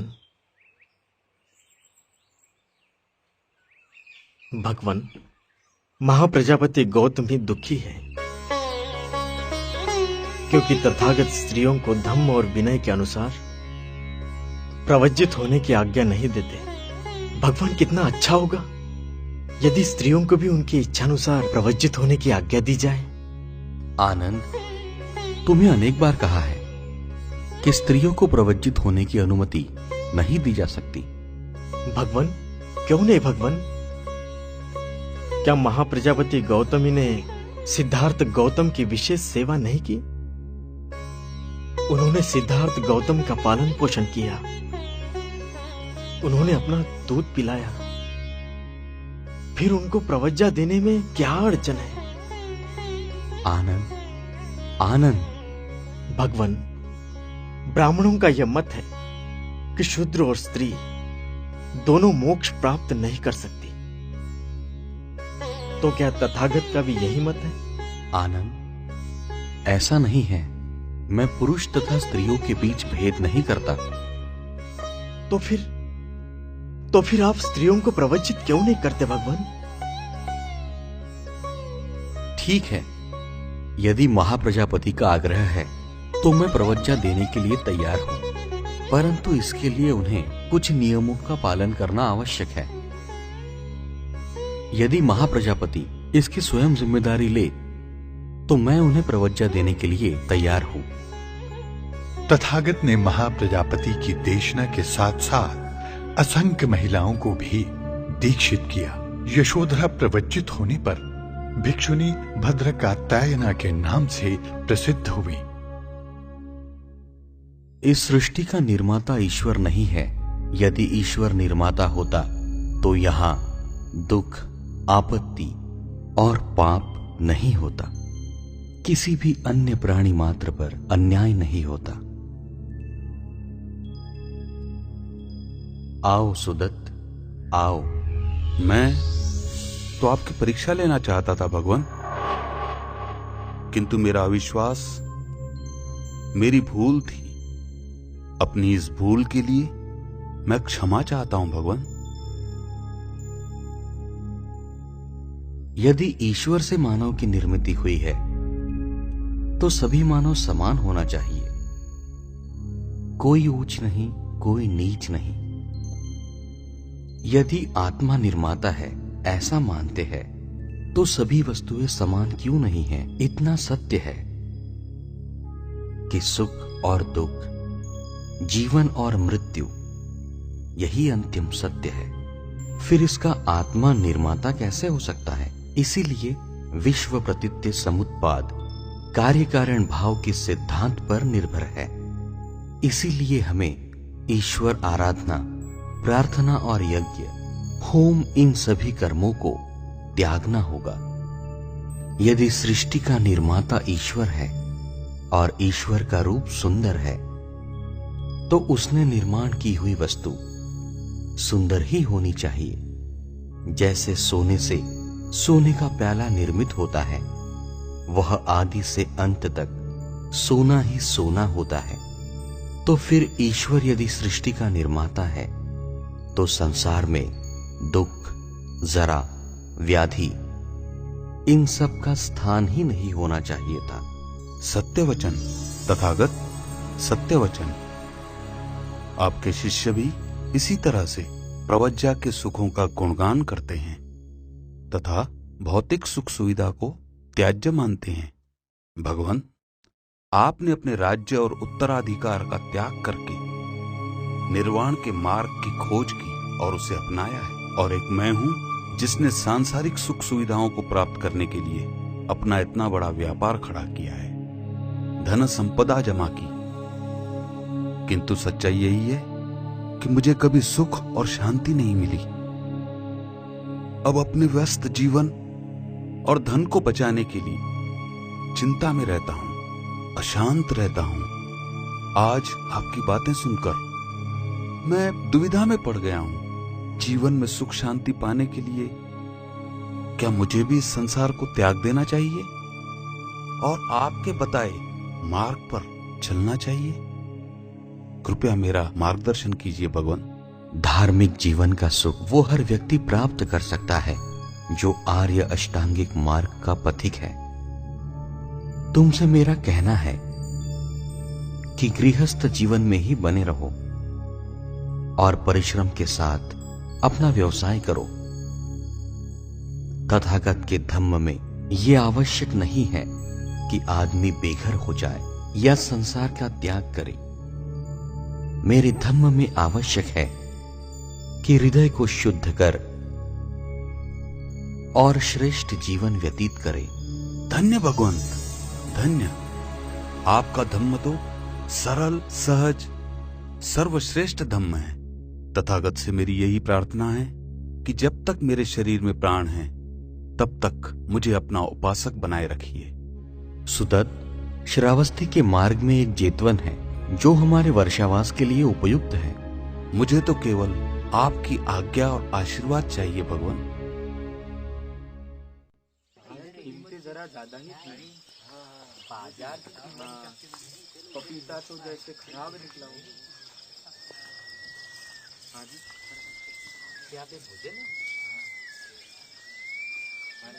हमें भी न्योता दिया है। हाँ चलो चलो, इतनी जल्दी चलना चाहिए। और प्राणियों का तो आधेरी भी बहुत ज्यादा तेरे। हाँ ज्यादा घूम रहे हैं। चलो चलो चलो चलो घूम रहे हैं यार जंगलों में। शेर भी खाने लग गए इंसानों का मांस। अंधेरा हो रहा है। चलो चलो ठीक है चलो अभी काम करना चाहिए।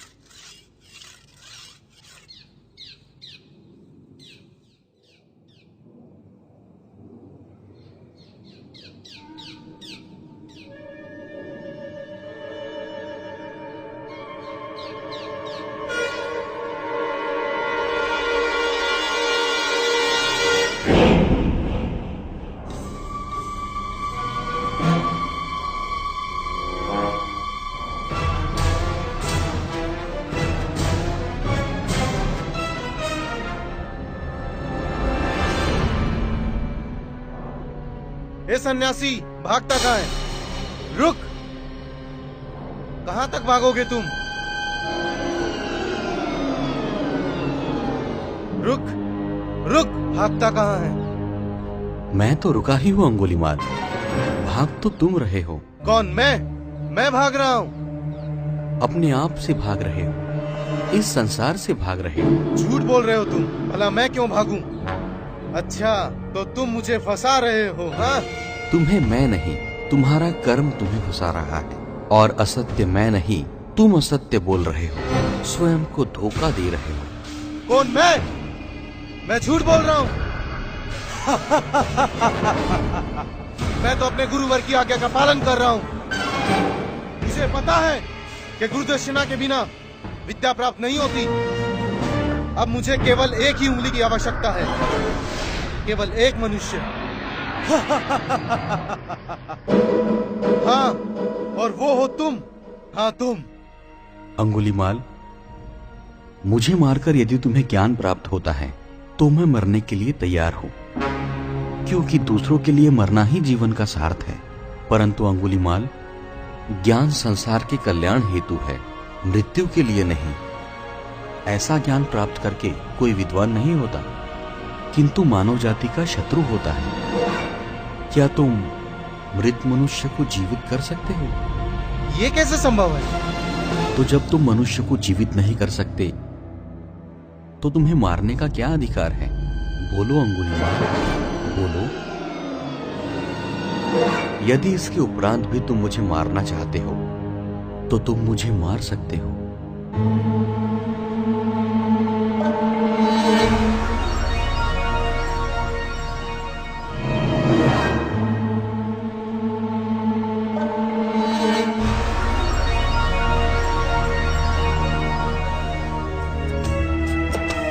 मनुष्य हत्या करने वाला डाकू शरण में आया। मनुष्य हत्या करने वाला डाकू शरण में आया। पाकर ज्ञान प्रकाश बुद्ध का चरण में शीश झुकाया। किया है मैंने पाप जीवन में, घड़ा वो भरने आया। कलंक हूँ मानव पर मैं, कोई न मेरा सहारा। मुझे सन्मार्ग का रास्ता दिखाओ भगवान। दिला दो मुक्ति मुझे पाप से, दिला दो मुक्ति मुझे पाप से। ले लो शरण में ज्ञानी, गूंजने लगी जम्बो द्वीप में बुद्ध की मधुर वाणी। बुद्धं शरणं गच्छामि धम्मं शरणं गच्छामि संघं शरणं गच्छामि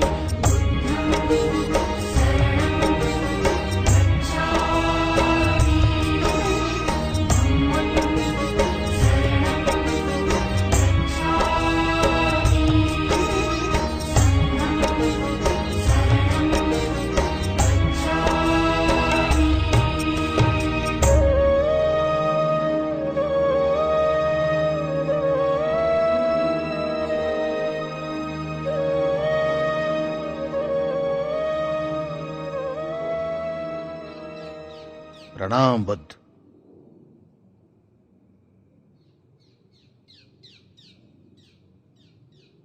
देवदत्त, तुम यहाँ? मैं यहाँ इसलिए आया हूँ कि मैं जानता हूँ कि संघ संचालन करने में अब तुम असमर्थ हो, क्योंकि अब वृद्धावस्था की ओर बढ़ रहे हो। इसी कारण मैं चाहता हूं कि संघ का संचालन मुझे सौंप दो, क्योंकि मेरे पास अजात शत्रु जैसे बलशाली शिष्य हैं। देवदत्त, तुम इस संघ के संचालन करने के योग्य नहीं हो। अनिक सावो का साव यो वत्थंग परितहे सती अपेतो दम सच्चेन नसो कासाव मरहति।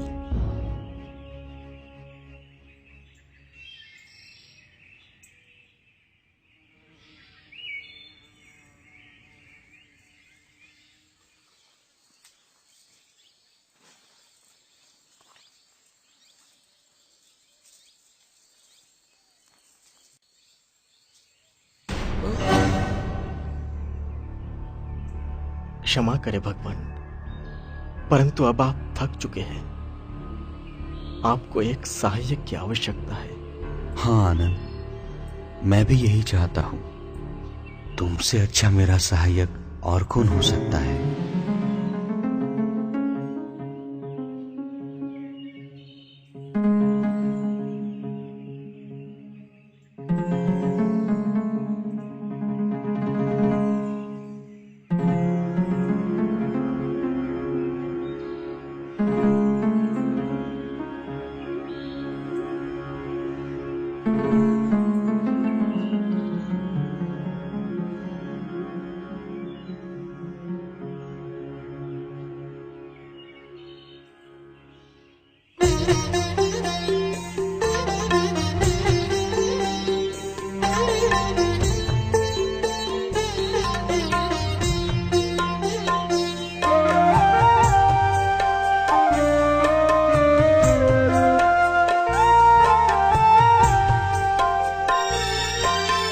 यूं तो चलते रहे तुम अकेले, कारवां बनता गया।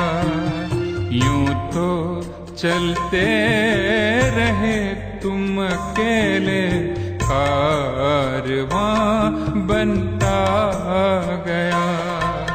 संग संग तुम्हारे कदम से कदम, संग संग तुम्हारे कदम से कदम, सारा जहां चलता रहा। यूं तो चलते रहे तुम अकेले, कारवां बनता गया।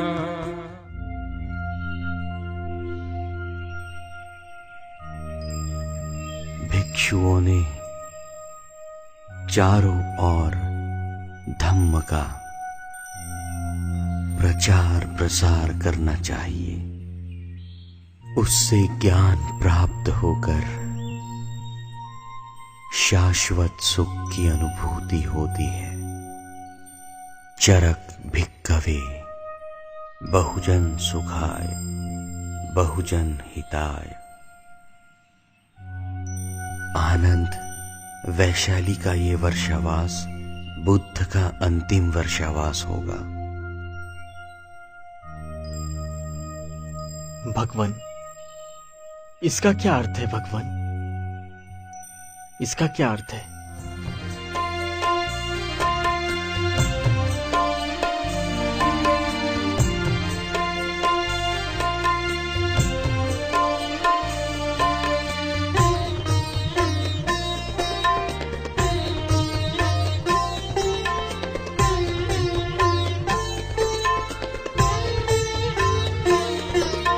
धूप हो छाँव हो दिन रात, धम्म का अमृत पिलाता गया। बिन थके बिन रुके जन जन को तुमने प्रवज्जित किया। जीवन की अंतिम सांस तक, जीवन की अंतिम सांस तक धम्म चक्र प्रवर्तित किया। यूं तो चलते रहे तुम अकेले, कारवां बनता गया।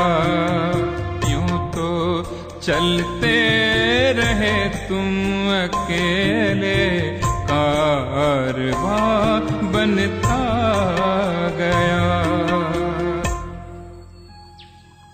तुम जब देशना के लिए भ्रमण करते हो तो लोगों को असत्य कहकर दीक्षित ना करो।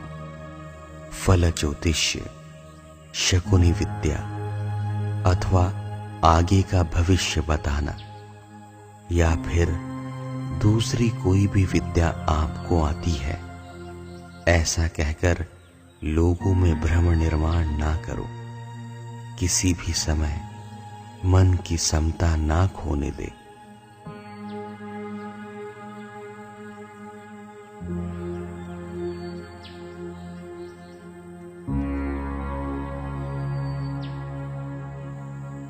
आनंद, उपासक चुंद के घर का भोजन मुझे पचन नहीं हुआ है, इसीलिए मेरा स्वास्थ्य कमजोर हो रहा है।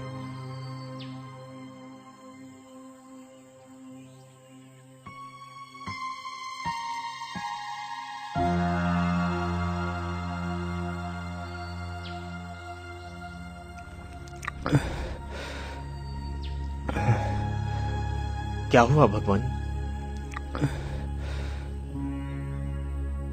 आनंद, शरीर का स्वभाव है थकना।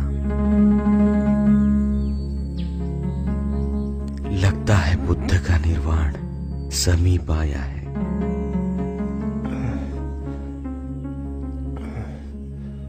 वैशाखी पूनम के दिन बुद्ध का निर्वाण होगा।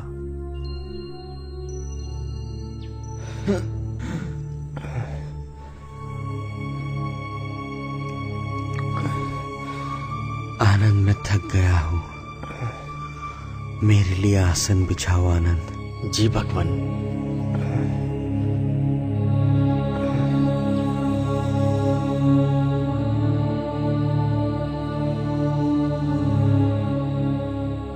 हे भगवान, आपसे अनुरोध है कि आप अधिक समय तक जीवित रहकर हमें धम्मबोध करें। आपको दीर्घायुष्य होने से संपूर्ण मानव जाति का कल्याण होगा। आनंद, मेरे हाथों से जितना जनहित होना था उतना मैं कर चुका हूं। मैंने अधिक समय तक जीवित रहने की इच्छा भी की,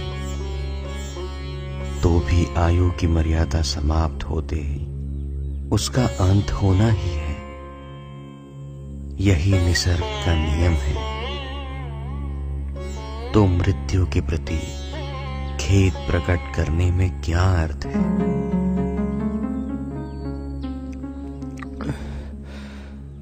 आनंद, मेरे लिए पानी लाओ, मुझे प्यास लगी है। हाँ भगवान, कुक्कुट नदी यहाँ से समीप है। वहां का पानी स्वच्छ एवं चविष्ट है। आप वहां चलिए, वहां पानी भी पीना होगा और हाथ पांव भी स्वच्छ कर सकते हैं। इस जलाशय का पानी अस्वच्छ है। ठीक है आनंद, अब हम कुशीनारा चलते हैं। ठीक है भगवान।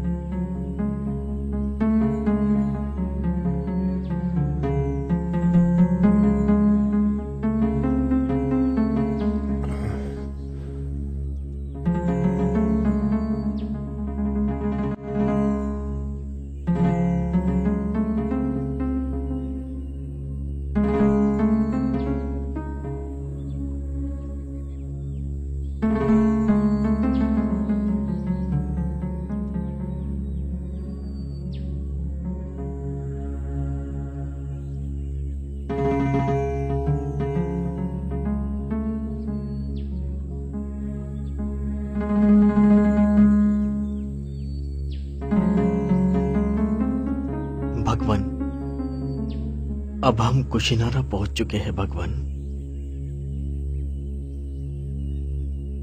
आनंद, हम मल्ल के शालवन में जाएंगे। जी भगवान।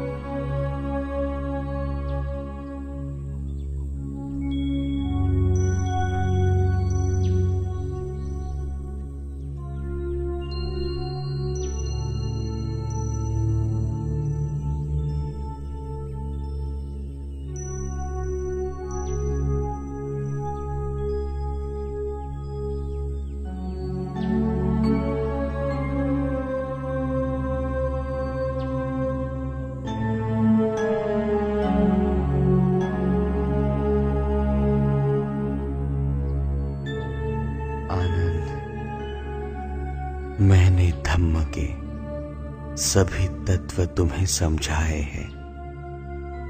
मैंने तुमसे कुछ भी रहस्य छुपाए नहीं।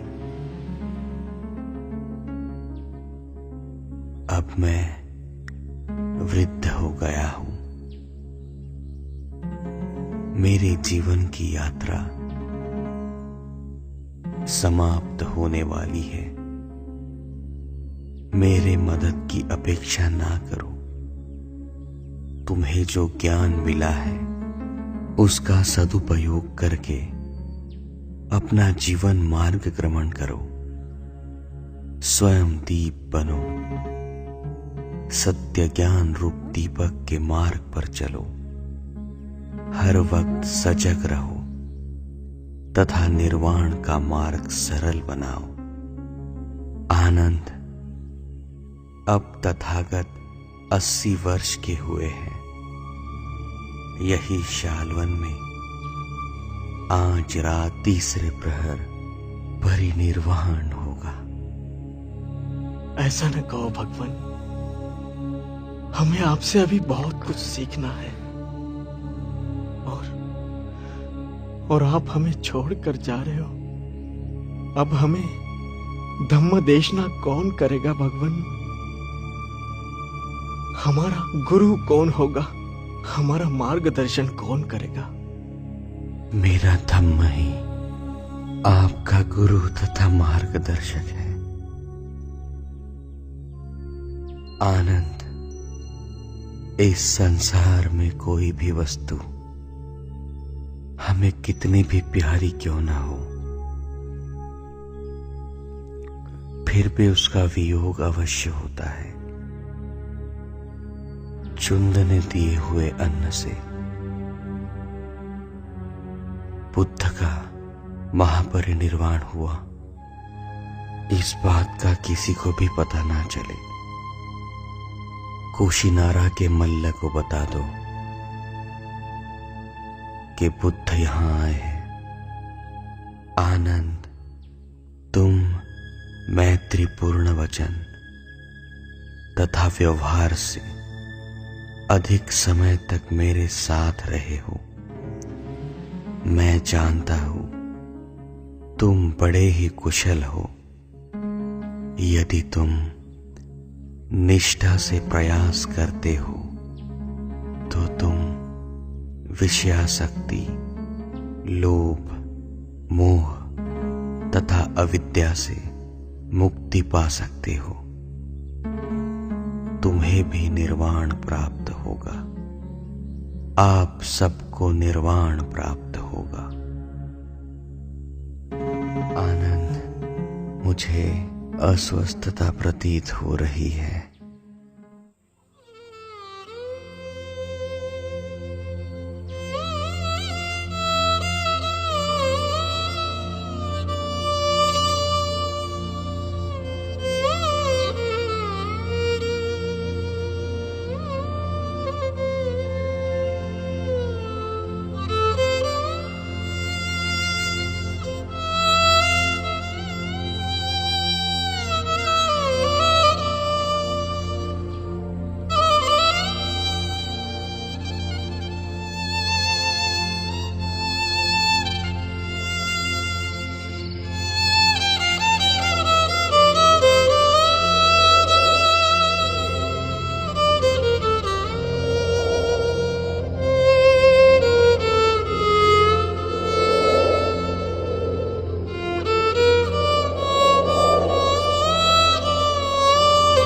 भगवान,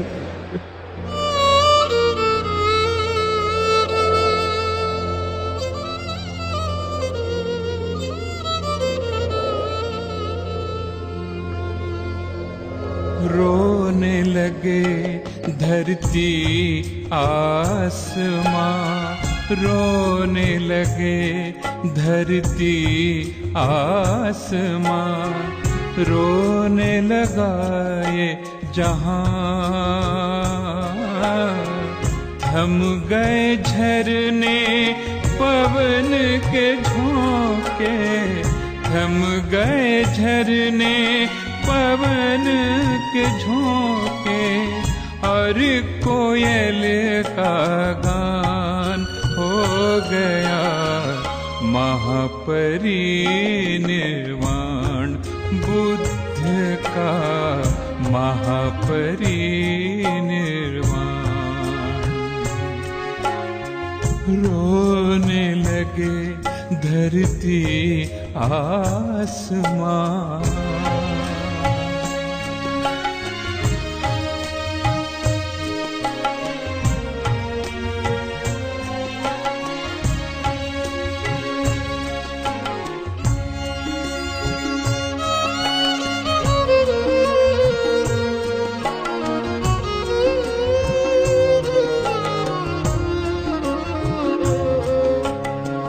आज कुशीनारा में कैसी छाई है खामोशी, आज कुशीनारा में कैसी छाई है खामोशी। सब उपासक रो रहे हैं, सब उपासक रो रहे हैं। आई घड़ी ये कैसी, ऐसा लगता रो रहा है, ऐसा लगता रो रहा है। ये सारा ब्रह्मांड हो गया महापरिनिर्वाण बुद्ध का, महापरिनिर्वाण।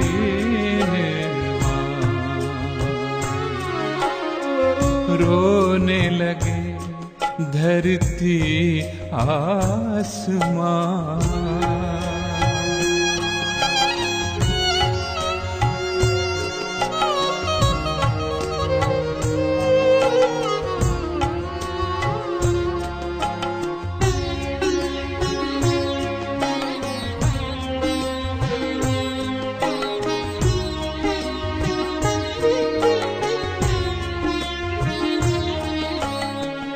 जब मिला जीवन मानव को मौत भी साथ में आई।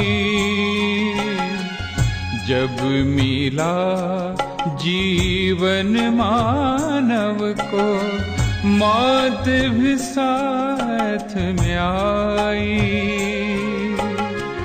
राजा हो या रंक किसी ने, राजा हो या रंक किसी ने मौत से मुक्ति पाई। बुद्ध कहे के मृत्यु अटल है, बुद्ध कहे के मृत्यु अटल है। चाहे हो भगवान हो गया महापरिनिर्वाण, बुद्ध का महापरिनिर्वाण।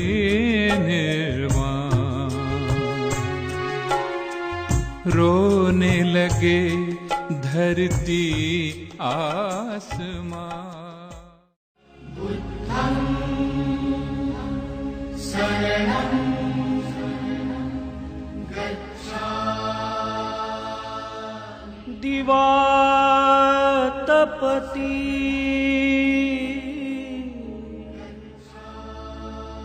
आदिचु रात्रि आभाति चंदिया।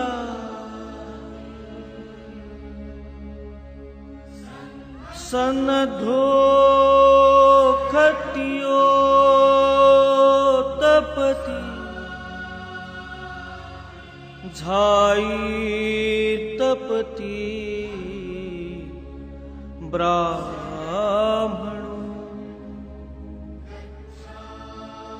अथ सब अहोराति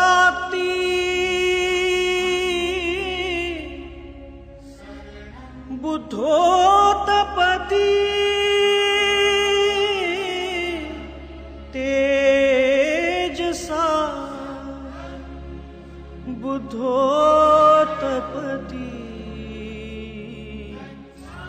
तेजसा।